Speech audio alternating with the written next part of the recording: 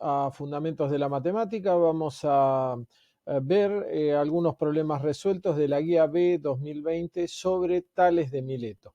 Habíamos hablado algo de la filosofía de Tales, de su noción de las ideas límites y demás, y ahora vamos a ver algunas aplicaciones de los teoremas de Tales, fundamentalmente del segundo teorema de Tales. Así vemos algunas aplicaciones de las ideas de este genio de la Grecia antigua, de uno de los 7 sabios de la Grecia antigua. Vamos a ver el problema 3, dice problemas 2 y 3 en el encabezado, pero en realidad es el problema 3 específicamente. El problema 2 hace referencia al mismo uso de este teorema, del teorema de Tales. Recordemos que es el segundo, el de que cualquier triángulo contenido dentro de un círculo que tiene su hipotenusa apoyada en el diámetro es efectivamente un triángulo rectángulo. Eso es lo que dice el segundo teorema de Tales. Y el texto del problema dice: Abelardo, viejo estudiante suetra, quien lleva años recursando fundamentos, se encuentra a la deriva en una balsa en el mar a kilómetros de la costa. Lleva una botella vacía para mandar un mensaje con su posición, un mapa y una escuadra. Eso es todo lo que tiene. Al abrir el mapa ve el mapa de la izquierda. En este caso va a ver el mapa de la diapositiva que sigue a continuación. Y dice: qué raro que las ciudades se llamen A, B, C, D y E, dijo, extrañado. En fin, si miro con la escuadra, apoyando el ángulo recto casi sobre mi ojo, veo en las puntas de la escuadra la ciudad A y la D.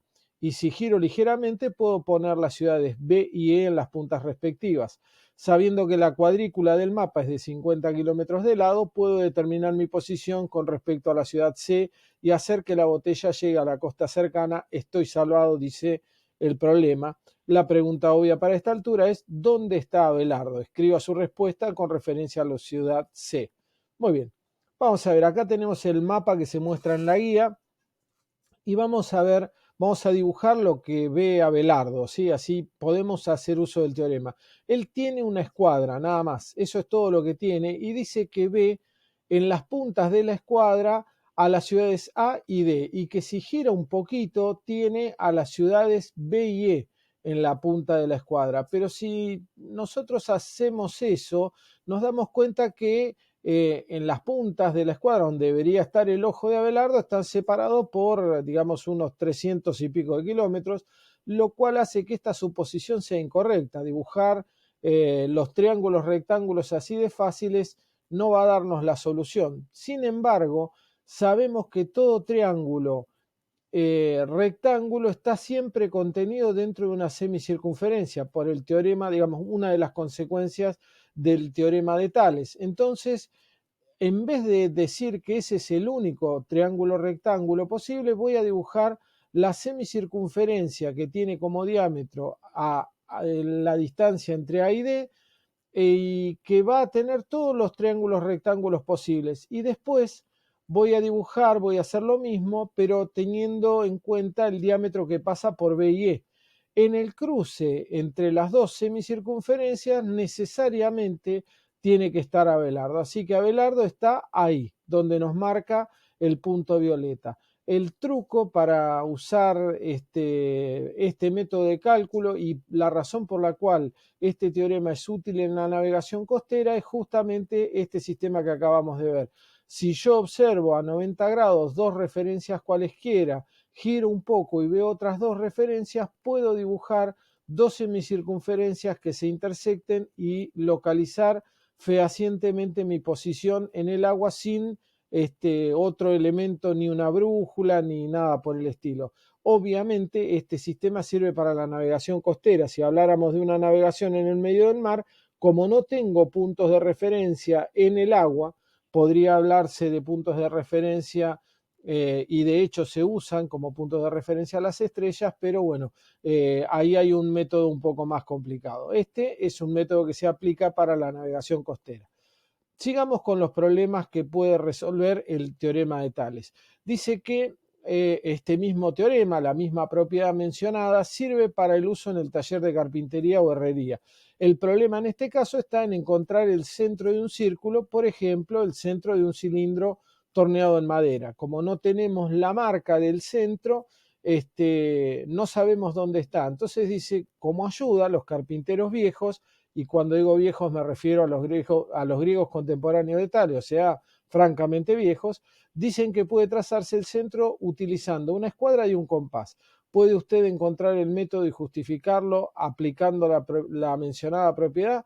Bueno, vamos a ver cómo sería entonces encontrar el centro con una escuadra. Es un método fácil, pero no todos lo conocen. Vamos a ver. Si yo tengo un círculo, yo sé que, y tengo una escuadra, no tengo la marca de la posición del centro del círculo, yo puedo apoyar mi escuadra haciendo coincidir el ángulo recto con un punto cualquiera de la circunferencia. Entonces ya sé que entre los extremos de donde corte la escuadra a la circunferencia va a haber un diámetro necesariamente y lo puedo trazar, es decir, hago una marquita donde está uno de los puntos de intersección, hago otra marca donde está el otro punto de intersección, quito la escuadra y trazo con la escuadra otra vez, pero en distinta posición, esta línea roja. Y si después muevo la escuadra a una posición diferente, vuelvo a hacer lo mismo y vuelvo a trazar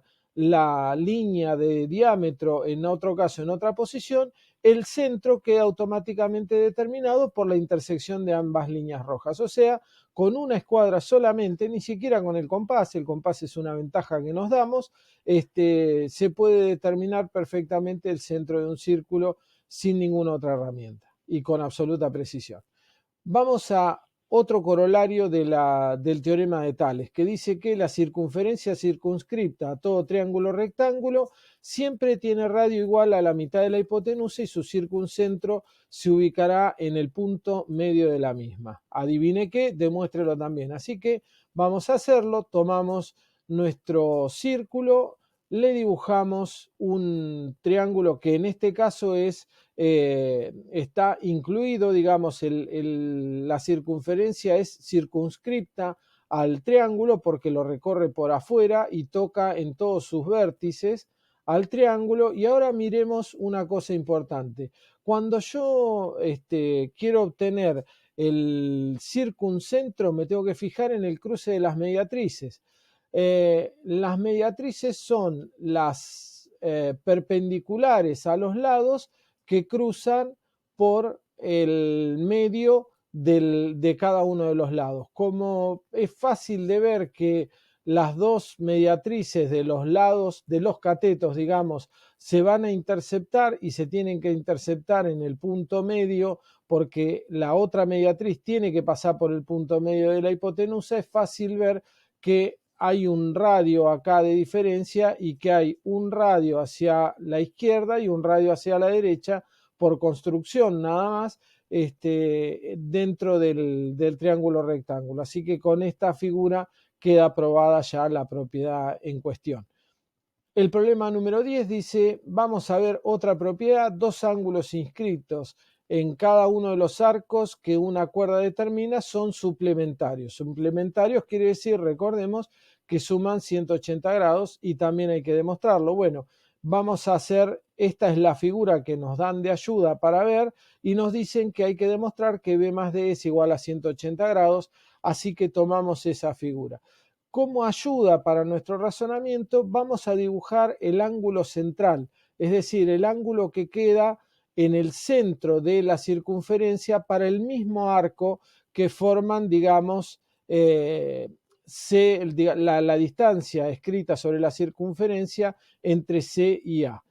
Para este arco vamos a ver este ángulo central que en este caso, mirando a la parte de arriba, se ve que es por propiedades el doble del ángulo que queda en la parte superior, ¿sí?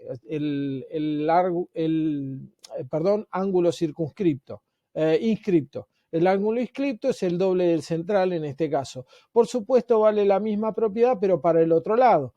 Si yo me fijo, el ángulo B tiene su correspondiente 2B marcado para el lado central. Ahora, recordando que la longitud de un arco cualquiera es el radio por el ángulo que abarca, podemos decir que la longitud del arco CBA, es decir, CBA es el arco este que pasa inicia en el punto C, pasa por el punto B y termina en el punto A que está acá abajo, es el radio por 2 veces el ángulo, que es el ángulo central.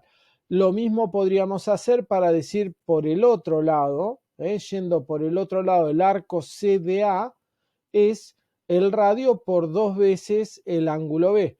En esa condición podemos ver que recorremos por completo la circunferencia en la parte de afuera porque decimos que el radio por 2 veces el ángulo, es decir, el arco CBA más el arco CDA, suman una circunferencia completa de radio R y de longitud 2pi por radio. ¿Sí? 2 radio por pi en este caso, la forma de escribirlo, y entonces ahora simplificando las ecuaciones llegamos como conclusión de esta última, sacamos 2r de factor común del lado izquierdo y el 2r que está de este lado que se simplifican, pues r no es 0, entonces simplificando esa ecuación obtengo esta que es justamente lo que queríamos demostrar con todo lo anterior. Así que el teorema queda demostrado de esta manera.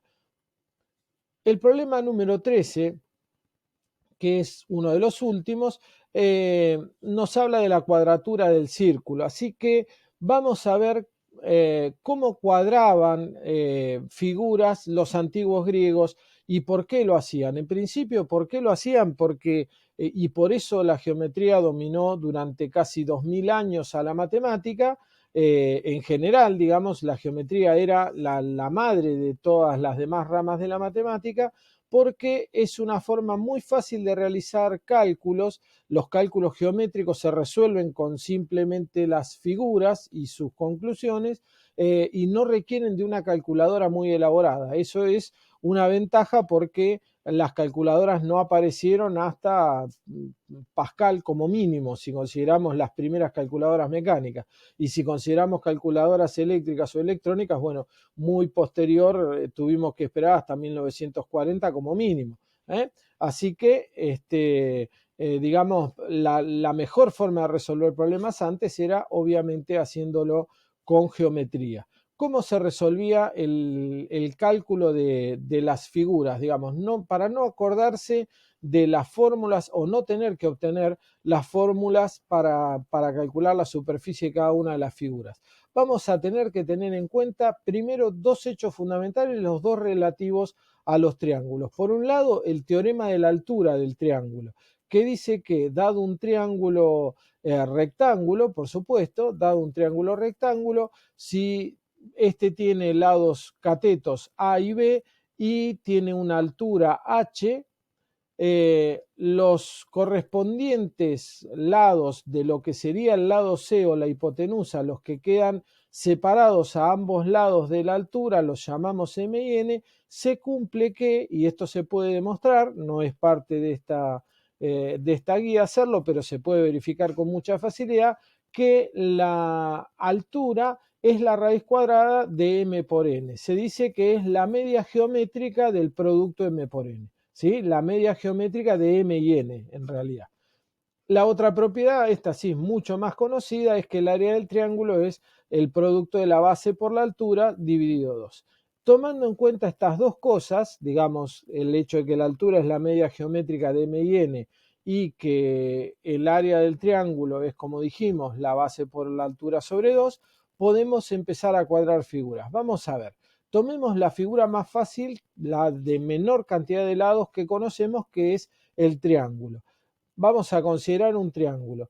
Dijimos que la fórmula dependía de la base y de la altura, sobre todo de la altura sobre 2. Entonces, para cuadrar un triángulo, en principio esto sería para rectangular el triángulo, es fácil ver que si yo dibujo un rectángulo que tenga uno de sus lados de valor B y el otro de sus lados de valor H sobre 2, lo que tiene ese rectángulo en relación al triángulo original es la misma superficie.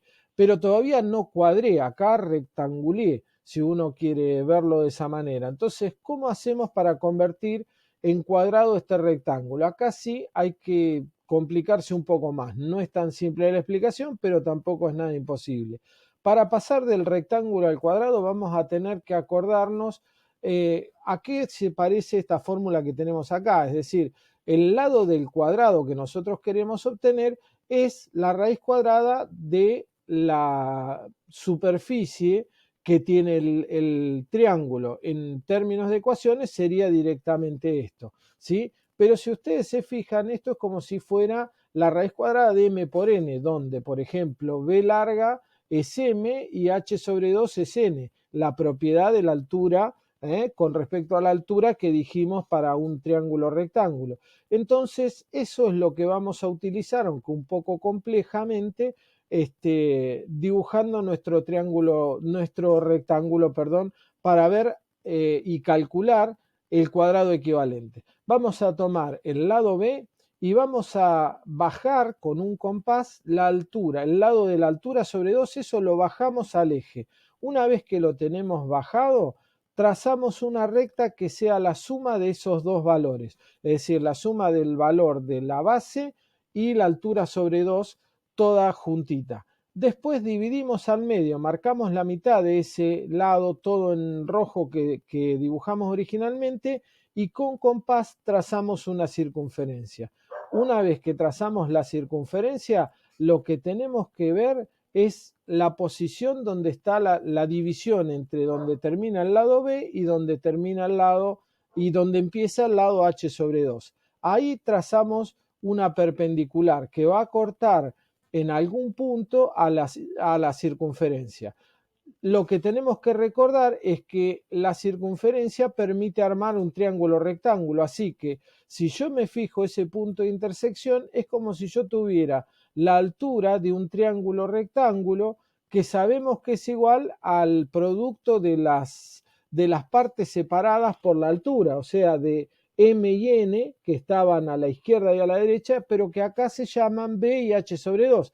O sea, esa altura que acabamos de determinar es precisamente L, que es la raíz cuadrada de B por H sobre 2. Está la raíz cuadrada de eso. Con lo cual yo puedo dibujar un cuadrado que tenga ese tamaño de lado y ese es el cuadrado equivalente. Finalmente he cuadrado mi triángulo con el cual empecé todo este cálculo. Esa es la forma de cuadrar un triángulo o de cuadrar un rectángulo. Si ustedes se fijan, cualquier figura de grado superior, digamos un pentágono, un hexágono, un heptágono, octógono, cualquiera de ellos, está formado por triángulos, así que en definitiva cualquier figura puede ser cuadrada a partir de estas bases que nosotros estamos calculando acá. Con solamente saber cuadrar un triángulo, puedo cuadrar casi cualquier figura, por lo menos aunque sea irregular, pero que se pueda dividir en triángulos. Todas las figuras se pueden dividir apropiadamente en triángulos y después lo único que tengo que hacer es sumar las partes para obtener la superficie. Por ejemplo, acá tenemos un trapecio. Vamos a agarrar el trapecio y lo vamos a dividir en tres partes distintas, digamos, que vamos a cuadrar. Dos triángulos que son iguales en este caso porque el trapecio es regular y un rectángulo que queda en el medio. Entonces vamos a tomar los triángulos, uno de los triángulos en particular. El triángulo, como vimos antes, lo vamos a transformar en un rectángulo y a ese rectángulo lo vamos a cuadrar y después vamos a nada, todavía vamos a ver.